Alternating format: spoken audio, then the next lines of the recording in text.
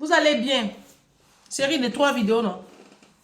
C'est la dernière. La série de 3 vidéos. Ange Prisca, le blog. Ange Prisca Dianzo. Défibrillateur des réseaux sociaux. Ange la vérité, Ange la solution. Je suis à mon poste. Désormais, tu m'appelles la légende. D'accord? Et si, parce que je suis une légende. Moi, là, on parlera de moi des générations futures à venir. Que vous le vouliez ou pas. Les aigris, les jaloux, les hypocrites, ça, c'est vous qui voyez. Ce qui est sûr. Je suis béni pour être une source de bénédiction. Si. Ça va? Tu as liké la vidéo, les deux vidéos d'hier là. Tu as partagé? Ça fait quoi là-bas? Ça a défibrillé. C'est pas nouveau, hein? C'est Ange Prisca Dianzo. Ici, là, c'est le défibrillage. Voilà. Donc, si tu as vraiment un cœur fragile, hein, tu peux aller voir ailleurs. Là où on fait cassement les papous, là. Parce qu'ici, on ne casse pas les papous. Ici, nous, on fait travailler notre système de pensée. On change nos habitudes. Et puis, nous, on prend l'ascendant. Ça veut dire, nous, on vise les étoiles. On vise la lune, on vise le soleil. On vise l'en haut, en haut. C'est comme ça. Voilà. Donc, c'est un peu ça. Je prends le train la dernière fois et puis je dépose mon sac à main par terre. Parce que le train avait du monde. Voilà. Je ne peux pas déposer mon sac sur une place alors qu'il y a du monde. Souvent, ça freine les gens pour s'asseoir. Donc, j'ai pris mon sac, j'ai déposé par terre comme il était un peu pesant. Et puis, j'avais porté du blanc. Je n'avais pas envie de me frotter avec mon sac noir. J'ai posé mon sac par terre, à même le parterre. Voilà. Par terre, juste à côté de moi dans le train. Et il y a une maman africaine qui était juste en face de moi. Bon, quand je dis une maman, elle est un peu plus âgée que moi. Juste ça, sinon c'est pas qu'elle peut me mettre au monde. Elle me dit, ah ma chérie. D'abord, voilà, je pense, non, elle ne me connaissait pas. Elle a dit, ah ma chérie, faut pas mettre ton sac par terre comme ça, tu vas t'appauvrir. Ah là là là là. Je lui ai dit, ah, sac par terre là, ça appauvrit. Elle dit, oui, ça appauvrit. Il a dit, hein, toi, tu ne mets pas ton sac par terre là. Depuis que tu es adulte, tu ne mets pas ton sac par terre. Tu as combien de millions sur un compte? Elle dit, comment ça? Elle dit, non, c'est une question que je te pose. Michelle Obama, la femme de Barack Obama là. Michelle Obama que vous connaissez là. On l'invite sur plateau. Oprah Winfrey l'invite sur son plateau. Et puis elle dépose son sac par terre. Elle est multimillionnaire en dollars. Melania Trump, la femme de Donald Trump là. Elle sort, elle va à un dîner. Et puis après, elle s'assoit. Elle met son sac par terre. Elle est multimilliardaire en dollars. La fille de Bernard Arnault, elle s'appelle Delphine Arnault. C'est sa première fille, elle a 47 ans. Je vois une publication où elle est reçue par, je ne sais pas qui, la même. Elle était assise dans son siège et elle a déposé son sac à main par terre. Elle est la première fortune du monde. Son papa, il s'appelle Bernard Arnault. C'est pour lui Sephora, c'est pour lui vos marques là. Les Louis Vuitton, tout ça, c'est pour lui. Elle est héritière. Son papa, c'est la plus grosse fortune du monde. Leur famille, là, leur fortune s'élève à 220 milliards de dollars. Elle dépose son sac par terre. Kate Middleton, même là, quand elle s'en va dans des représentations, là, sa petite sacoche qu'elle a, carré, elle dépose ça par terre. Il y a quoi même? Non, attendez. Vous, les Africains, là, vous n'allez pas libérer un peu vos vies? Non. Maman faisait ça aussi. Maman, je l'ai découragée. Maintenant, maman, elle dépose son sac par terre. Il a dit, maman, depuis moi, je suis né, tu déposes toujours ton sac dans le fauteuil, sur une chaise en hauteur, sur la table. Mais tu es toujours pauvre. Tant qu'à faire, dépose par terre, ma petite maman. Faut pas te prendre la tête. Dépose par terre. Je lui ai montré un jour une photo de Michelle Obama. Son sac est par terre. Il dit, maman, Michelle Obama, elle achète ton village. Elle achète ton village. Elle le vend sur la lune même. Elle ressuscite ton papa, elle ressuscite ta maman, elle refait le funérail. Faut le laisser. Maman, faut déposer ton sac par terre. Ça va aller. Un jour, ça va aller. N'importe quoi. Bon. Vos superstitions à 2-3 sous de misère là. Sachez sur qui vous faites ça. Hein? Vous avez compris? Moi, mon sac, je ne le dépose par terre. Mais ma chérie, il ne faut pas t'inquiéter. Il ne faut pas t'inquiéter. Il peut te nourrir, ton mari, toi et puis tes enfants. Si, c'est ça qui est la vérité. Hein? Ça fait mal, mais c'est ça qui est la vérité. Ça va? Vous allez bien? Tant qu'à faire. J'ai dit, oh. Je vais parler à mes soeurs de la diaspora et à mes jeunes frères de la diaspora. Surtout même à mes soeurs. Surtout à mes soeurs. Moi, je n'arrive pas à comprendre cette mentalité. C'est-à-dire que tu quittes l'Afrique. Vous quittez l'Afrique. D'accord? Vous, mes soeurs de la diaspora. Vous quittez l'Afrique. Il y en a qui passent par le désert. Qui passent par la Tunisie, par le Maroc. Vous subissez des atrocités, des viols. Vous vous prostituez même par moment. Vous passez sur les eaux. Vous défiez la mer. Vous venez. Il y en a, c'est par avion. Vous payez de l'argent. Souvent même, c'est à la 3e fois que ça marche. Vous avez payé beaucoup d'argent. Vos parents ont vendu, ont pris des dettes. Se sont endettés pour vous faire venir à la diaspora. Il y en a, elles ont attrapé leur cœur et puis elles ont marié un vieux blanc. Le blanc les a violés jusqu'à vers la fin du film, vous êtes venus. Il y en a aussi, il y a quoi encore? En tout cas, chacun fait ce qu'il peut faire et puis nous tous, on est là. Quand tu arrives comme dans un pays comme la France, qui t'offre tant d'opportunités de te réaliser, pourquoi quand vous venez là même là, la chose qui est sur votre tête là, c'est les allocations, faire les enfants et puis profiter du système des allocations. Pourquoi c'est ça même qui vous enchante tant? Pourquoi? Vous, mes soeurs Djoula là, c'est à vous je parle. Oui, oui. Vous, mes soeurs Djoula de la Côte d'Ivoire, vous, mes soeurs maliennes, vous, mes soeurs guinéennes, vous, mes soeurs Djoula, vous, les analphabètes là, c'est à vous je parle. Quand vous venez à la diaspora là, pourquoi vous ne cherchez pas à vous faire former? Je vais parler d'abord à mes soeurs Djoula et puis je vais parler à celles qui s'éternisent dans la garde d'enfants et dans le ménage. Je commence par les Djoula. Si. Quand vous venez à la diaspora là, vous êtes souvent analphabète, vous êtes inculte, vous n'avez pas de niveau, vous ne savez même pas souvent lire. Mais ici en France, je prends le cas de la France et ça existe dans tous les pays de l'Union européenne. Ici en France, il y a des programmes d'alphabétisation. Oui, vous vous renseignez au niveau de Pôle emploi, au niveau de votre mairie, il y a des structures ici qui peuvent vous aider à prendre des cours, mais vous refusez de faire ça. Vous refusez de faire ça, c'est pas normal. Tu es arrivé, tu n'as pas eu la chance d'être là-bas en Afrique, d'aller à l'école. Tu arrives ici là. Mais c'est un pays béni, la France. La France, c'est un pays béni. Que vous le vouliez ou pas, vous pouvez dire tout ce que vous voulez. Mais la France, par rapport à nos pays africains, là, c'est un pays béni. Oui. Donc, quand tu viens ici, là, il faut profiter, il faut te faire former. Il y a moi, mes jeunes soeurs, j'ai fini les doulas. Maintenant, mes soeurs Bousmani, là. Vous, les Bousmani, là, vous, les sauvages, là. Alors là, vous me décevez beaucoup, hein. Vous venez à la diaspora. Ma chérie, tu es à niveau CE2. Tu es à niveau CM2. Tu es à niveau... Ça, c'est pas école, hein. Tu es à niveau 3e. Ça, c'est pas école. C'est pas école. Tu arrives là. Ta priorité, ça doit être te faire former. Mais non, c'est aligner les enfants. Et puis, tu es tout le temps sur le compte de la CAF. La CAF, la CAF, la CAF, la CAF. Ça fait 10 ans que tu es en France. Ça fait 20 ans que tu es en France. Tu fais ménage. Le ménage là, c'est pour un moment. C'est comme le travail de servante en Afrique, aide de maison là. Tu ne peux pas être servante pendant 20 ans. C'est pas possible. Ce n'est pas normal. Il y a un problème. Oui, il y a un problème. À la base, les servantes, que vous appelez servantes, les aides de maison, c'était la chasse gardée des filles Bondoukouen là. Les filles Bondoukouen et puis les filles Baoulé de la Côte d'Ivoire. Quand elles venaient, elles font 3 ans dedans et puis elles cotisent l'argent et puis elles vont faire des choses.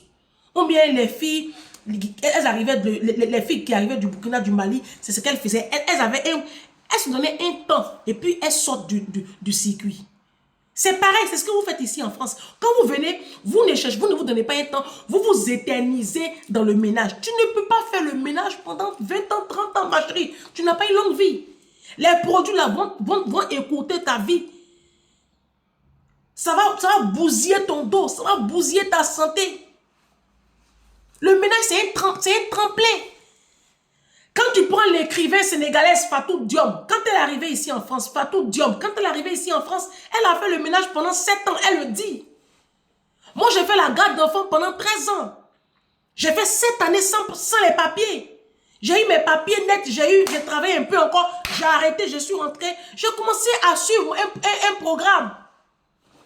Mes études, je vais les reprendre là, mes études. Là où je les avais laissées. Peut-être je vais les faire en alternance, mais je vais retourner à l'école. Je n'ai pas peur de retourner à l'école. Vous venez à la diaspora, vous avez souvent un niveau. Souvent, vous avez le niveau bac. Souvent, vous avez un niveau BTS. Mais quand tu arrives là, c'est un tremplin la garde d'enfants. Tu ne peux pas faire garde d'enfants pendant 30 ans, 35 ans. Ce n'est pas normal. Mes mamans qui est dans la garde d'enfants depuis 30 ans là, ce n'est pas normal. Vous pouvez commencer dans la garde d'enfants et puis finir directrice de crèche. Ici là, on appelle ça des profils de carrière. Et il y a des formations pour ça. Attendez. Il y a des formations pour ça. C'est parce que vous avez une petitesse d'esprit. Mon frère, tu ne peux pas faire 20 ans dans la sécurité. Ce n'est pas normal. Tu viens, tu commences dans la sécurité, tu ne finis pas ta vie dans la sécurité. Non. Tu peux finir ta vie en étant chef d'entreprise. Tu peux finir ta vie en étant même professeur. Oui, tu as commencé, mais quand tu as tes papiers là, tu essaies de te faire former, prendre des formations dans d'autres choses, essaie d'aller à l'école, je ne sais pas moi, mais il y a des profils de carrière. Il y a des gens qui ont le niveau bac plus 2, bac plus 3, quand ils arrivent ici, ils rentrent dans le domaine de la garde d'enfants et puis ils s'abrutissent. Vous vendiez éponge à Gamay, Liberté. À Gamay Saint-Michel, tu vendais éponge à Gamay Saint-Michel et puis on t'a emmené en France. Tu arrives, tu fais garde d'enfants, tu fais ménage. Ok, tant qu'à faire. Mais au bout d'un certain moment, quand tu commences à apprendre la langue, ici il y a des programmes. Faut te faire former, on vous donne l'accès à la formation. En plus, c'est gratuit. Tu n'as même pas 1 centime à payer. Et puis, ce qui est plus même bénéfique encore, c'est que ce sont des formations qui sont rémunérées par la région, par Pôle emploi. Mais pourquoi vous ne profitez pas du système et puis vous restez dans votre misère là? Il y a des femmes ici à la diaspora, elles sont arrivées depuis 30 ans, elles sont dans le ménage. Et c'est elles qui construisent immeubles au pays. Immeubles même où tu ne vas pas habiter. Tu ne peux pas dormir dedans. Parce qu'après 40 années dans la garde, dans le ménage, ta santé est bousillée. Tu ne peux pas rentrer. Quand le moment de rentrer est arrivé là, quand la retraite arrive là, tu ne peux pas rentrer parce que tu trimbales avec toi une lourde pathologie. En Afrique, il n'y a pas de sécurité sociale. Donc, tu as travaillé toute une vie durant pour construire une maison fictive dans ton esprit. Ce sont tes parents qui vont en profiter. Les enfants même vont même pas avoir couleur de maison là. Parce que s'ils ont fait erreur, on les tue. Vous êtes venus à la diaspora, mes soeurs, mes frères. Pourquoi vous ne cherchez pas à vous faire former? Les blancs là même veulent que vous alliez à l'école. Des fois même, les gens nous supplient pour nous mettre dans les formations. Pourquoi vous avez peur de retourner à l'école? Pourquoi? Quand vous venez, vous goûtez un peu à l'argent, c'est fini. 1500 €, c'est pas l'argent. 2000 €, c'est pas l'argent. Mes parents, c'est pas l'argent. 2000 € là, c'est pas l'argent. 2300 €, c'est pas l'argent. Des fois là, tu recules pour mieux sauter. Ayez une vision. La vision, c'est tellement important dans la construction d'une personne. La vision. La vision te donne la liberté de rêver grand. Pour toi et puis pour ta progéniture. Souriez. Souriez à la vie. Vous êtes libre. Souriez. Nous qui sommes ici en France, nous qui sommes à la diaspora, à Londres, en Allemagne, c'est une grâce, c'est une faveur que Dieu nous a faite de nous déposer ici. C'est une grâce.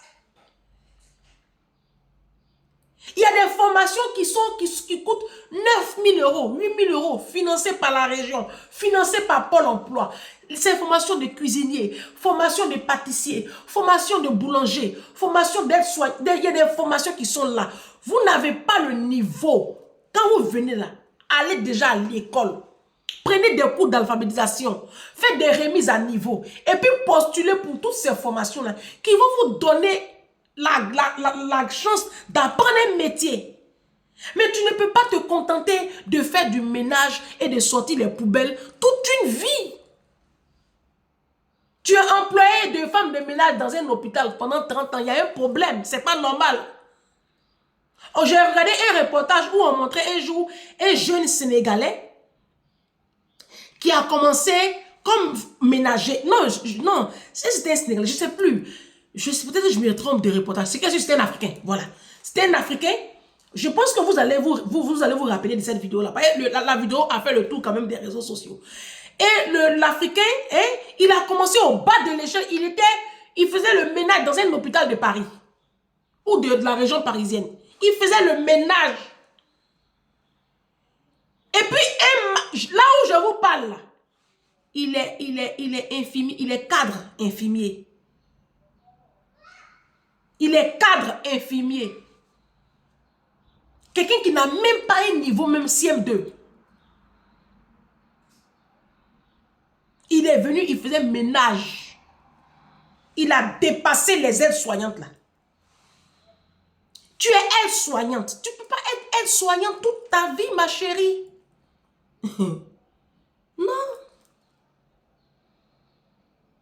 Tu peux passer. Moi, j'ai une copine qui s'appelle Catherine. Elle est infirmière. Elle n'a même pas duré dans l'infirmière là. Elle dit qu'elle a remis sa démission. Elle dit elle va se mettre à son propre compte. Elle est en train de faire. Hey, non, ayez de la vision. Tu ne peux pas venir à la diaspora et puis te contenter de 1500 € pendant 20 ans, 30 ans, 40 ans. Te contenter de 2000 €. Il y a des gens, il y a des personnes, dès qu'elles touchent 1900 €, tu les vois, elles sont en extase comme ça. Tu les vois, elles pensent que c'est la... Ça, 1900 €, c'est pas l'argent, hein. C'est de la misère.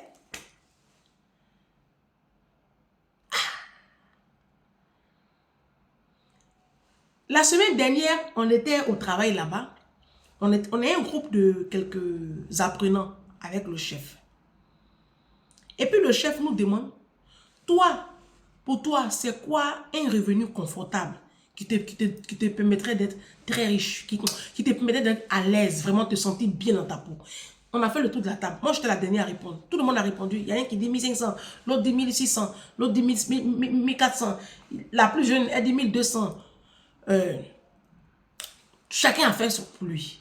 Le chiffre le plus haut, c'est 1800. Et puis moi, je leur ai dit 15 000 €. Eux tous, ils se sont retenus pour me regarder. Ah, tu as besoin d'autant pour être épanoui? J'ai dit oui. La mort et la vie sont au pouvoir de la langue. Moi, je me donne encore peut-être 1 an. Moi, il faut que je vive avec 15 000 € par mois. Minimum. Pourquoi j'aime arrêter à salaire de 1800, de 2000, de 2300? Ça répond à quel besoin? Je suis à la diaspora. Je suis sur un territoire de faveur. Pourquoi j'ai limité la main de Dieu dans ma vie? Pourquoi je limite mon état d'esprit? Pourquoi? Mais pourquoi vous vous limitez comme ça? Pourquoi tu vas venir à la diaspora, tu as fait garde d'enfant pendant 40 ans? Tu as gardé l'enfant de tes camarades pendant 40 ans. C'est un tremplin. Tu peux être directrice de crèche. Tu peux te mettre à ton propre compte. Et puis aller en Afrique, ouvrir une garderie, ouvrir quelque chose de ce que tu as appris ici, là. Mais tu ne vas pas t'éterniser dans la garde d'enfants. Oh, tu as commencé à être soignante. Tu peux finir médecin. Ayez de la vision. Tu as commencé avec la sécurité. Tu peux finir grand chef d'entreprise ici.